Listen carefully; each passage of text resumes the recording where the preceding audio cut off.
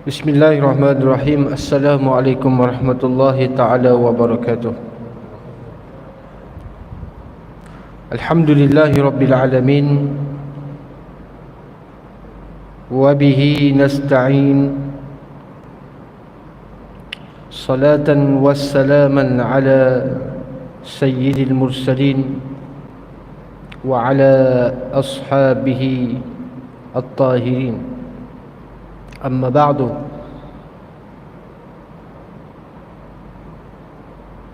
Sambungan insya-Allah pada malam ini masih lagi dalam perbahasan elemen-elemen transaksi yang kemungkinan boleh berlaku riba.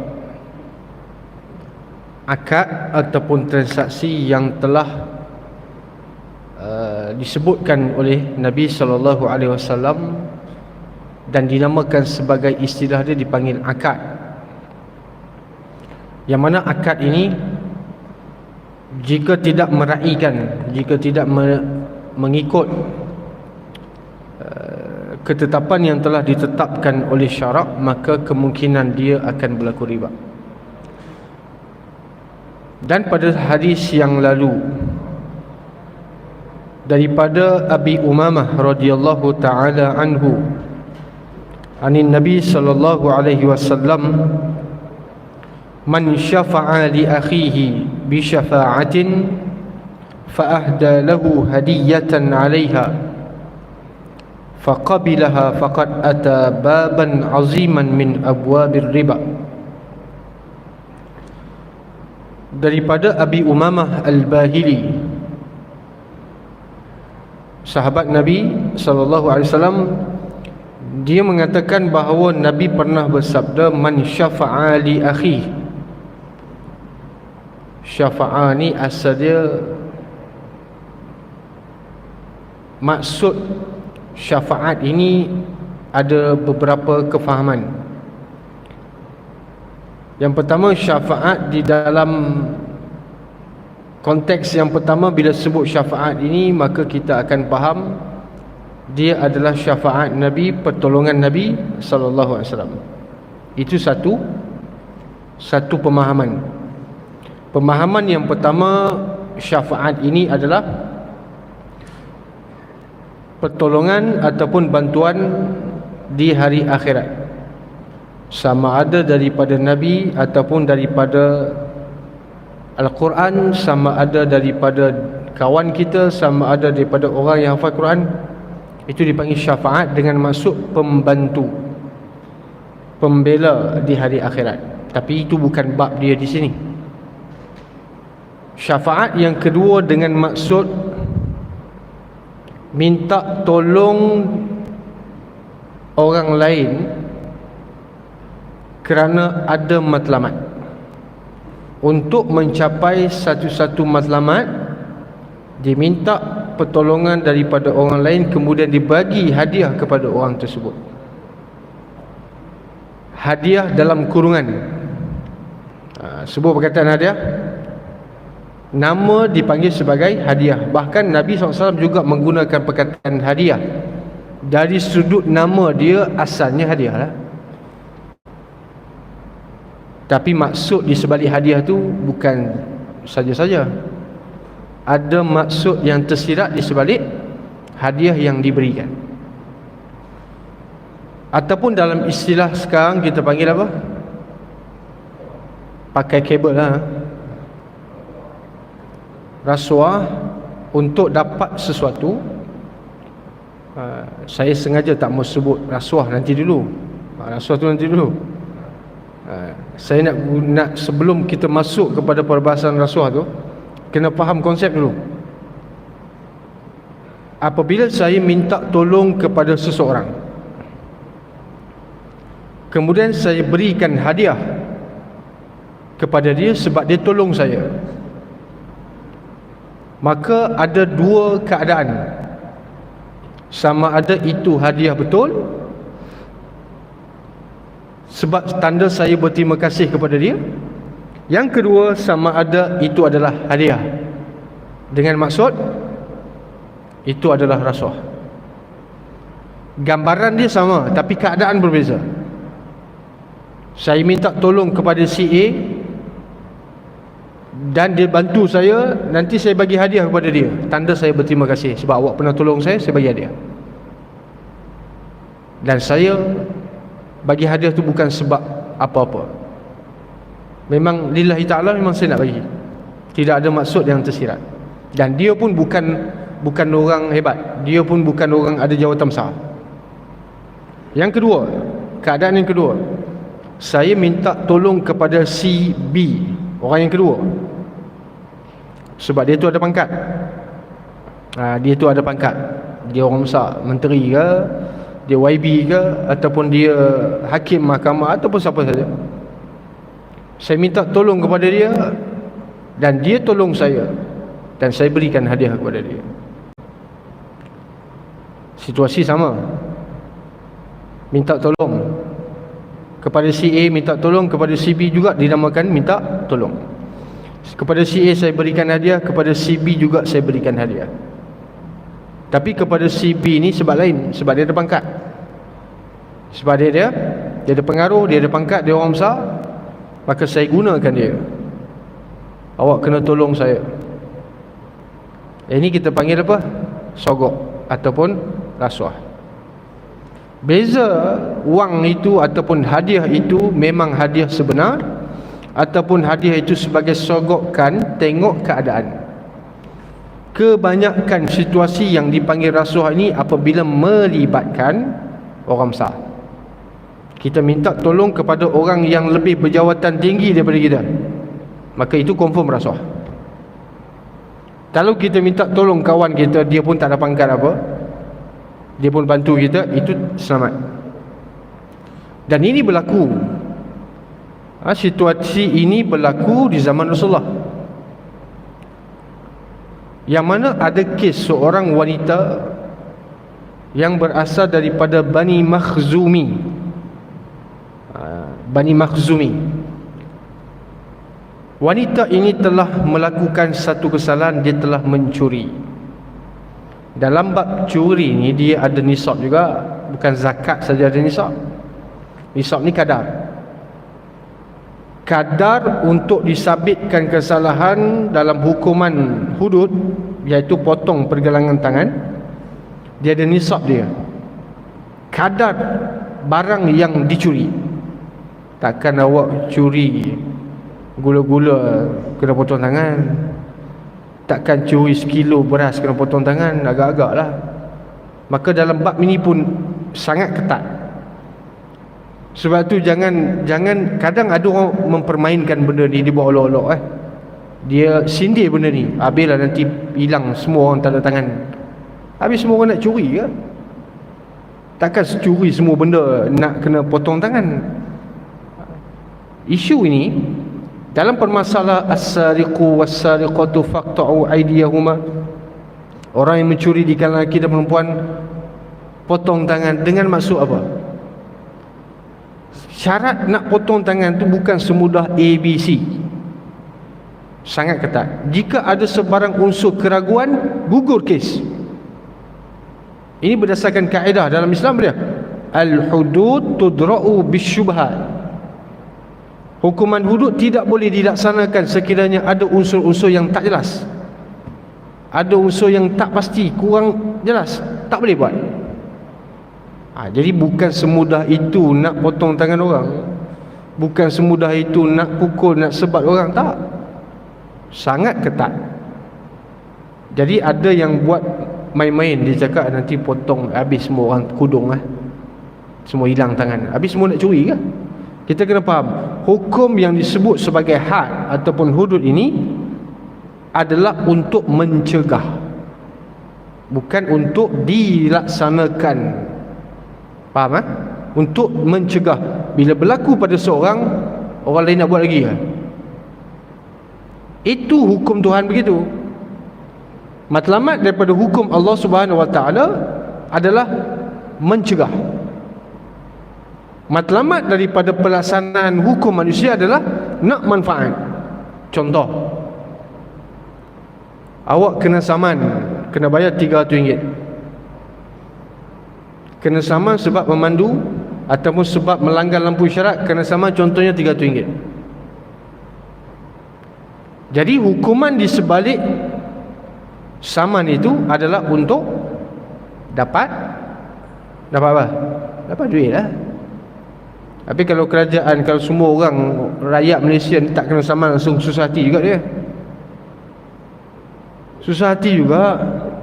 Duit tak ada, duit tak masuk.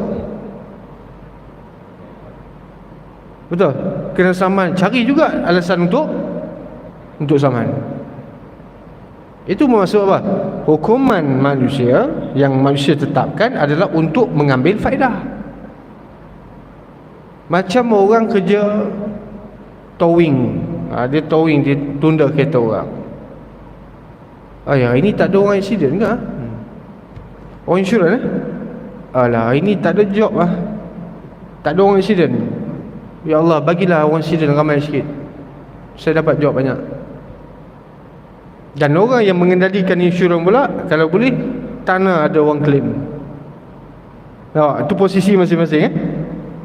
Orang yang insurans, orang kerja insurans, kita bayar insurans, bulan-bulan kita bayar medical. Orang yang ejen tu kalau boleh, dia tak nak seorang pun sakit. Betul tak? Tak ada accident klien dia, dia tak nak klien dia accident, dia tak nak klien dia sakit kritikal. Dia doa, ya Allah sihatkanlah dia, jangan bagi orang ni sakit. Sebab kalau orang ni sakit nanti dia claim. Orang yang kerja towing, tunda kereta, tunggu tepi highway, tak ada orang accident kali ni, ya Allah bagilah orang accident hari ni. Nampak posisi masing-masing. Tapi Allah Subhanahu Wa Taala di sebalik pensyariatan hukum, Tuhan tak ambil sebarang manfaat daripada apa yang dibuat. Hukuman yang ditetapkan oleh mana-mana pemerintah, manfaat itu kembali kepada pemerintah. Pemerintah dapat duit. Saman itu, saman ini, saman itu, denda itu, denda ini, dapat duit, masuk kepada negara. Tapi kalau tak ada saman langsung, susah juga. Negara ni perlukan kepada duit. Nampak di situ maksudnya apa? Manusia, sama ada individu, sama ada dia mana-mana badan, sama ada dia kerajaan, diperlukan kepada duit. Dia nak manfaat di sebalik undang-undang yang dia buat, apa yang dia dapat. Itu kelemahan sistem perundangan yang ditetapkan oleh manusia. Tapi Allah Subhanahu Wa Taala di sebalik hukuman, dia tak nak orang buat. Dia tak nak orang buat.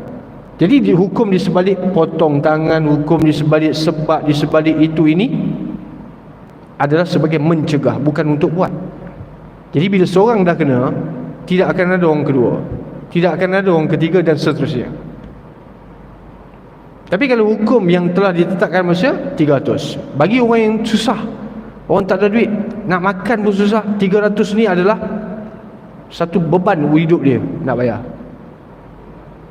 Tapi kalau orang yang alah 300 aku boleh bayar anytime lah, bayar.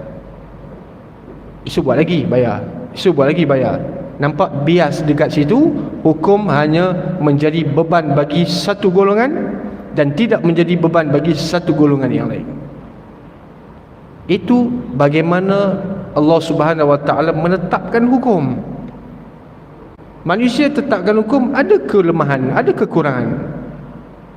Maka di sebalik pensyariatan hukum hakam, Allah Subhanahu Wa Taala adalah untuk mencegah, menghalang. Orang bijak ni dia akan ambil iktibar. Yang tak ambil iktibar ni orang kurang bijak. Orang bijak ni bila sekali kena, dia tak buat dah, dia ambil pengajaran. Maka sahabat Nabi yang bernama Usamah bin Zaid, ada seorang wanita daripada Bani Makhzumi, dia telah mencuri, lalu mencemarkan nama keluarga dia. Sebab apa? Sebab sudah viral kes dia curi, semua orang tahu. Lalu satu keluarga dia ni malu, tapi Nabi belum tahu. Jadi mereka berfikiran macam mana? Sebelum Nabi tahu sendiri, baik kita bagi tahu. Kan kita juga berfikiran macam tu. Kalau kita buat salah, sebelum budak-budak macam tu selalu, kalau buat salah, sebelum mak bapak aku tahu ni, baik aku bagi tahu siap-siap, supaya kot-kot boleh dapat kemaafan. Maka mereka berfikiran begitu. Sebelum Rasulullah dapat tahu sendiri ni masalah nanti, baik kita bagi tahu. Kemudian bincang lagi, siapa yang nak bagi tahu? Siapa yang nak bawa benda ni kepada Nabi? Ada orang petik nama, kita panggil Usamah. Usamah lah senang. Kerana Usamah bin Zaid ini adalah hubbiba ila Rasulillah, orang yang Nabi sayang kat dia. Nabi sayang sungguh dekat Usamah, sehingga Nabi pernah menjodohkan seorang wanita dengan Usamah, padahal wanita tersebut tanya orang lain.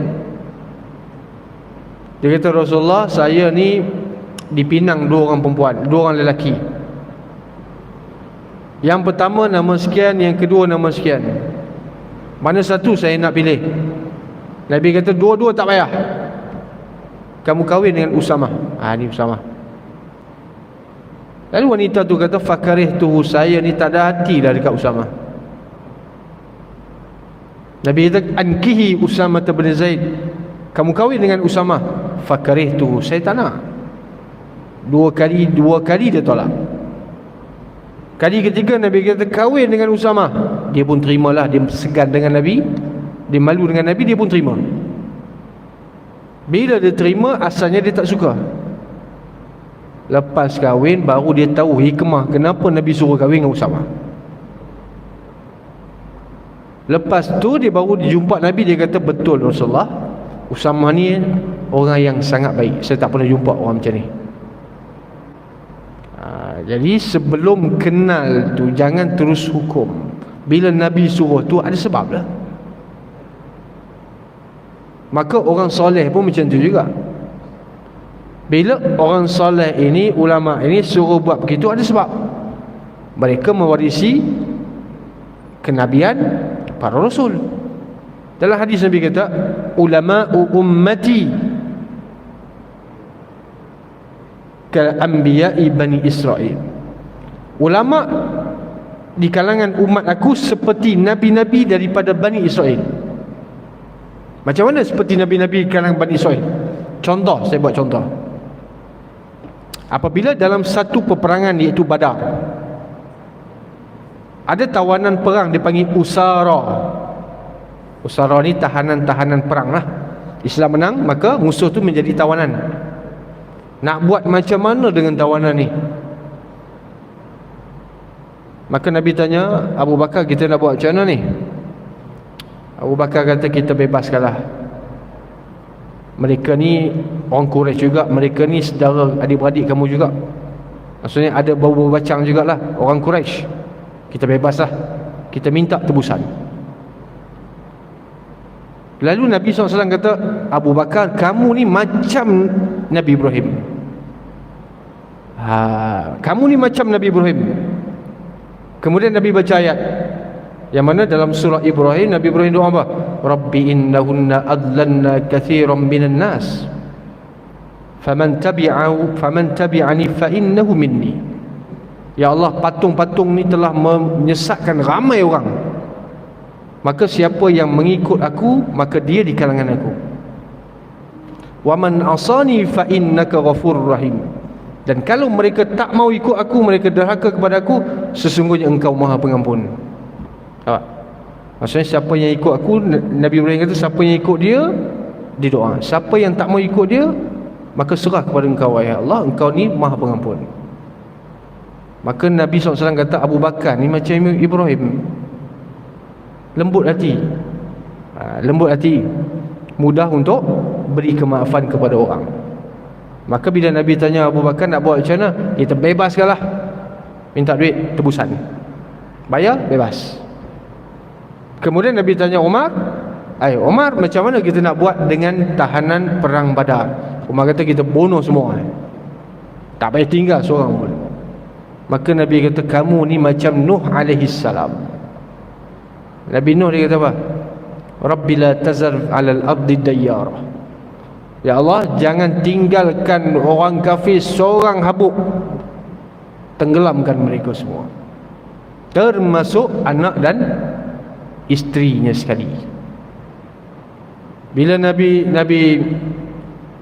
Nuh kata, ya bunayyar kam ma'ana, maka Allah jawab, innahu laysa min ahlik, innahu amalu ghairu salih. Dia bukan ahli keluarga kamu, dia ni tak beriman kepada kamu. Maka dari sudut Nabi Ibrahim pun betul, Nabi Nuh punya cara pun betul, masing-masing punya cara sendiri. Maka sebab tu Nabi kata, ulama'u ummati kal anbiya'i bani Israel. Ulama di kalangan umatku macam Nabi di kalangan Bani Israel, masing-masing ada cara sendiri. Macam Nabi Isa ni, dia suka kawan dengan orang jahat, orang tak baik. Dia suka pergi berkumpul berdakwah kepada orang jahat. Yahya pula dia suka kawan dengan orang baik-baik. Dia masing-masing ada hujah. Maksudnya apa dia? Maksudnya orang soleh ni dia ada satu benda, orang alim ni dia ada irsyad, petunjuk. Dia buat sesuatu itu ada sebab, ada hikmah dia. Masing-masing cara. Sama juga macam ijtihad daripada sahabat. Abu Bakar kata begitu, Umar kata begini, dan Nabi akui benda tu. Lalu Nabi kata, macam Nabi-Nabi di kalangan Bani Israel, masing-masing ada pandangan dan sudut pandang yang berbeza. Yang ni bagus, yang ni bagus. Maka sebab tu Nabi kata, ulama ini mewarisi para Nabi dari sudut keilmuan dia. Mewarisi dari sudut ilmu, bukan mewarisi dari sudut harta benda dan sebagainya. Maka bila Nabi SAW, Usamah ini dikahwinkan oleh Nabi. Nabi kahwinkan Usamah dengan wanita tadi, dan wanita tadi asalnya tak setuju dan tak mau. Akhirnya diakui bahawasanya Usamah ini baik. Usamah ni adalah orang soleh. Dan orang soleh ataupun doa Nabi Yusuf contoh dalam surah Yusuf. Bila Nabi Yusuf ini, dia pun dah nak cerita lah ni, panjang pula. Nabi Yusuf ni di akhir-akhir umur dia doa dalam surah Yusuf, wa tawaffani musliman, ya Allah matikan aku dalam kalangan orang Islam, orang serah diri kepada kamu, wa alhiqni bis salihin, dan tempatkan aku bersama orang baik-baik, orang soleh di kalangan bapa aku, moyang aku, datuk aku, moyang aku. Lepas tu habislah cerita Usamah. Usamah ni dia pun jadilah orang tengah untuk bercakap dengan Rasulullah supaya nak nego dengan Nabi supaya Nabi tidak mengambil tindakan kepada wanita yang mencuri tadi. Jadi Usamah pun pergilah jumpa Nabi. Rasulullah, ini ada perempuan ni di kalangan Bani Makhzumi, seorang wanita yang terhormat. Jadi kalau diambil tindakan kepada dia ni, malulah keluarga dia. Dia ni orang keluarga besar, keluarga bangsawan. Kalau ambil tindakan potong tangan dia, malulah. Nabi dengar perkataan tu terus bangun. Nabi dengar perkataan itu terus bangun dalam keadaan marah. Nabi kata, atashfa' fi haddin min hududillah, adakah kamu nak bantu untuk menggugurkan hukum Tuhan? Adakah kamu nak jadi orang tengah yang tolong hapuskan hukum Tuhan? Lalu Nabi bacakan satu hadis, la'anallah Bani Israel, ataupun la'anallahul Yahud.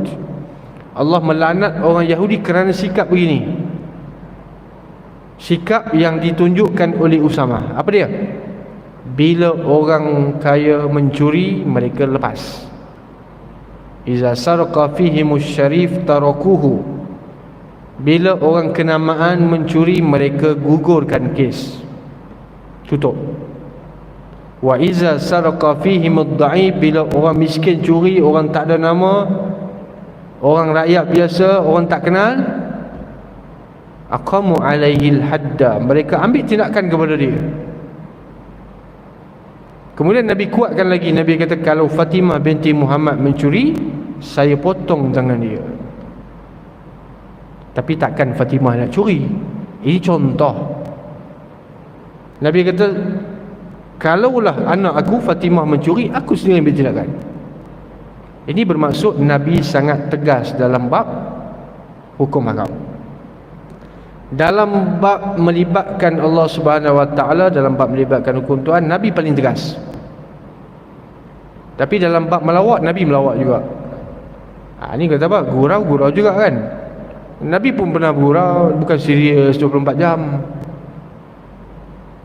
Tapi ada masa dan ikut keadaan. Tapi bila melibatkan hukum Tuhan, tak ada kompromi. Tapi yang berlaku sekarang macam mana? Sebaliknya. Jadi perangai Yahudi balik ya. Realiti yang berlaku sekarang ni patah balik jadi perangai Bani Israel. Bila orang tu ada kenalan, bila orang tu orang besar, dia buat salah, dia ada kabel, lepas, tak kena tindakan langsung. Tapi bila orang tu tak ada nama, padahal curinya tak banyak mana pun. Kita ni bila orang minta makan, bila orang tak makan ini tak sampai hati. Contoh, kalau orang ketuk pintu rumah kita nak minta duit, kita boleh lagi pertimbangkan nak beri ataupun tak nak beri. Betul tak? Dia kata minta lah RM10, RM20, RM50 nak makan. Kita mungkin boleh pertimbangkan lagi untuk beri ataupun tidak. Sebab dia minta duit. Dia menipu ke dia apa ke? Mungkin itu yang ada dalam fikiran kita. Tapi kalau diminta makan, dia kata saya tak makan, boleh tak saya minta makan sikit? Dia menipu ke? Dia tak tipu. Memang dia nak makan. Jadi kalau kita orang minta makan, sanggup kita nak tahu? Saya tak sampai hati. Kalau orang minta duit tu boleh lagi pertimbangkan nak beri ataupun tidak. Kita bukan orang Ansar. Kalau orang Ansar ni lain. Ansar ni punya mentaliti orang Ansar, sehingga mereka dikenali di sisi Allah sebagai orang yang memberi. Awak, saya tak makan tak apa, janji awak jangan tak makan. Yang penting awak makan, saya tak makan tak apa. Itu mentaliti Ansar. Sehingga Allah puji mereka, ini sifat mereka. Sebab tu bila Ansar minta harta ghanimah daripada Nabi. Ini saya boleh ikut cerita sikit Boleh cerita? Cerita sikit. Cerita ni dia segar sikit. Kalau buat hukum ni dia pening-pening kepala sikit cerita ni segar. Allahu Akbar, Allah. Bila habis satu peperangan, Nabi bagi dekat orang Mekah yang masuk peperangan, Nabi bagi kambing, Nabi bagi unta, Nabi bagi semua. Ansar pergi perang juga, Muhajirin pergi perang juga. Tapi Nabi bagi semua kepada orang Mekah, Muhajirin. Lalu orang Ansar ni satu sen pun tak dapat. Nabi tak bagi satu sen pun. Agak-agak kita kalau kita berjuang bersama-sama tapi satu sen pun kita tak dapat, takkan kita tak bising kat belakang? Mesti ada bunyi juga kan? Bila Nabi dapat tahu ada orang bunyi di belakang, sebab tak dapat. Orang lain dapat, kita tak dapat. Oh, Nabi bagi orang kampung dia ya. Nabi bagi dekat orang Mekah saja, orang kampung dia saja. Oh, Nabi ni pilih kasih, ataupun dalam bahasa sekarang budak-budak dia panggil select. Nabi select ni dapat dia bagi kepada orang kampung dia saja. Bila dengar macam ni, Nabi panggil semua orang Ansar. Nabi kumpulkan di satu tempat eksklusif Ansar saja. Nabi kata, Ansar, betul ke aku dengar kamu kata sekian-sekian? Kamu cemburu, kamu tak diberikan walaupun seekor kambing. Lalu ketua Ansar nama dia Sa'ad bin Ubadah. Sa'ad bin Ubadah ni ketua Al-Ansar. Sahabat Nabi yang di kalangan sahabat Nabi yang bernama Sa'ad ni ramai. Dan kebanyakan semua Sa'ad ini orang Madinah. Sa'ad bin Ubadah, Sa'ad bin Mu'az, Sa'ad bin Rabi', Sa'ad Abi Waqqas, semua Madinah. Semua Ansar. Sa'ad bin Ubadah dia kata, Rasulullah, kami yang senior-senior ni kami tak petikai langsung. Tapi yang muda-muda ni duduk petikai. Yang muda-muda ni duduk tikai, kenapa mereka tak dapat? Kami yang sini-sini ni, kami beriman kepada Allah dan Rasul. Ada kami serah pada Tuhan. Kenapa kami tak dapat? Kami tak bertikai. Lalu Nabi kata apa? Nabi kata, betul ke kamu Ansar, kamu cemburu sebab aku tak bagi kepada kamu dan aku bagi pada orang lain? Senyap, tunduk, ya, tak jawab, tak berani jawab. Lalu Nabi kata, ala tujibunani ya ma'syaral Ansar. Kenapa tak jawab? Tunduk lagi. Lalu Nabi kata, betul kamu ni patut dapat, betul kamu ni pembantu. Lalu kata Nabi, wahai Ansar, kalau kamu nak ungkit balik apa yang kamu beri kepada aku, silakan ungkit. Kamu bagi kepada aku tempat tinggal, kamu bagi pakaian kepada aku, aku datang dalam keadaan tak bawa apa. Kalau kamu nak ungkit, sepatutnya kamu ungkit. Aku tak terasa hati, Nabi kata, sebab memang kamu bantu aku. Sebenarnya menangis Ansar, semua menangis minta maaf. Lalu kata Nabi, mereka pulang dengan unta, dengan kambing, tapi kamu pulang dengan Rasulullah. Kamu nak yang mana? Kamu dapat aku, mereka dapat kambing. Lalu mereka ni menangis, peluk Nabi, minta maaf. Kerana apa? Mentaliti kamu ni Ansar, kamu ni pemberi. Kamu jangan downgrade diri kamu di sisi Tuhan sebagai penerima. Maka sebab tu muncul ni hadis, Nabi kata apa? Yadul ulya khairum minal yadis sufla. Tangan di atas lebih baik daripada tangan yang di bawah. Ini kiasan. Tangan atas maksudnya yang memberi, tangan bawah yang menerima. Kamu sudah disuratkan di sisi Allah sebagai tangan di atas, sebagai pemberi. Takkan kamu nak downgrade diri kamu jadi penerima? Sebab apabila seseorang itu sudah melazimi sesuatu perkara, maka akan disuratkan di sisi Allah dengan sifat itu. Contoh dalam hadis Nabi kata apa? La yazalul abdu, sentiasalah manusia itu apabila dia melazimi, la yazalul abdu kazzaban wa yataharral kazab. Apabila orang tu sentiasa bohong, bohong 24 jam bohong, hatta yuktaba indallahi kazzaban, lama-lama dia akan dicop oleh Allah sebagai pembohong. Kalau orang tu benar, maka dia lama-kelamaan dia akan dicop di sisi Tuhan sebagai orang yang benar. Macam kita juga, bila orang tu selalu bohong dengan kita 2-3 kali, 3-4 kali, kali kelima datang cerita, orang tak percaya dah, sebab dia sudah dikenali sebagai penipu. Begitu juga Allah. Maka ini cara Nabi berfikir unik, bukan cara kita fikir. Cara Nabi fikir lain. Kalau kita fikir cara logik, kita fikir sepatutnya dia kena dapat jugalah. Ansar dapat, Muhajirin dapat, bagi sama banyak lah, sama-sama berjuang. Tapi Nabi fikir lain. Nabi fikir mereka ini patut dapat sebab mereka ni datang selai sepinggang, tak bawa apa langsung. Betul? Orang Mekah datang bukan bawa apa, tinggal semua. Yang miskin tak apalah, tak terasa sangat bila dia tinggal. Yang kaya ni, macam Abdul Rahman ibn Auf, dia terasa tak agak-agak dalam hati dia? Dia terasa hati tak? Teringat juga sahabat yang hijrah daripada Mekah ke Madinah, baik kaya, baik miskin, semua selai sepinggang datang. Tapi bagi orang yang miskin, mungkin tak memberi kesan sangat kepada dia sebab tak ada apa sangat nak tinggalkan di Mekah. Tapi bagi orang yang dah jutawan, macam Abdul Rahman ibn Auf, mesti terkesan dalam hati dia. Dia kena tinggal. Maka dari sudut hijrah Abdul Rahman ni lebih besar daripada yang lain. Perjalanan sama Mekah ke Madinah, jarak sama Mekah ke Madinah, tapi sama ataupun tidak pengorbanan daripada sahabat yang miskin dengan Abdul Rahman ibn Auf? Tak sama.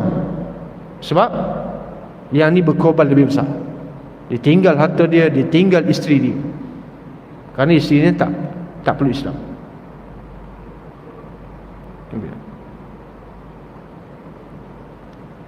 Tak sempat juga saya nak baca jual beli hutang ni. Okey, tak apa. Kemudian mentaliti yang kedua, Nabi nak tanamkan kepada orang Ansar, kamu ni dikenali di sisi Allah, sudah dikenali sebagai Ansar, maka teruskan pegang title itu sampai bila-bila. Jangan downgrade diri kamu jadi orang minta. Sebab apa? Kalau orang yang minta ni, sampai ke mati pun dia akan minta. Sebab apa? Dia sudah menjadi kelaziman dia meminta, maka sudah jadi tabiat dia memang minta.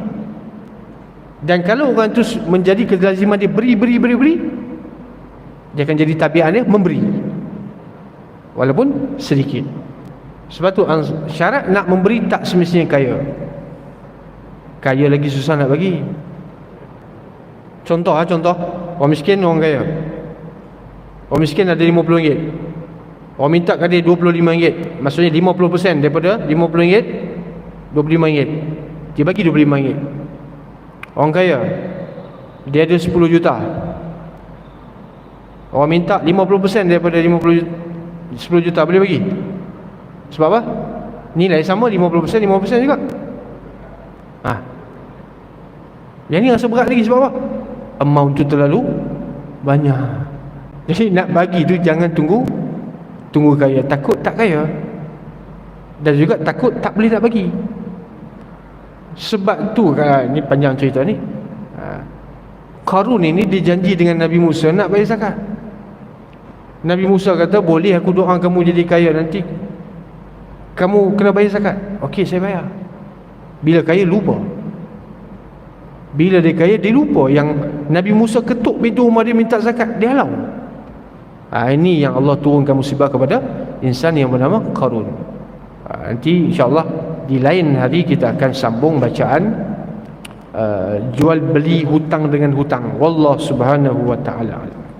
Bismillahirrahmanirrahim. Allahumma atina rahmatan min 'indika wa 'allimna min ladunka ilma. Rabbana atina fid dunya hasanah wa fil akhirati hasanah wa qina azabannar. Sallallahu alaihi wa sallam. Alhamdulillahil alamin.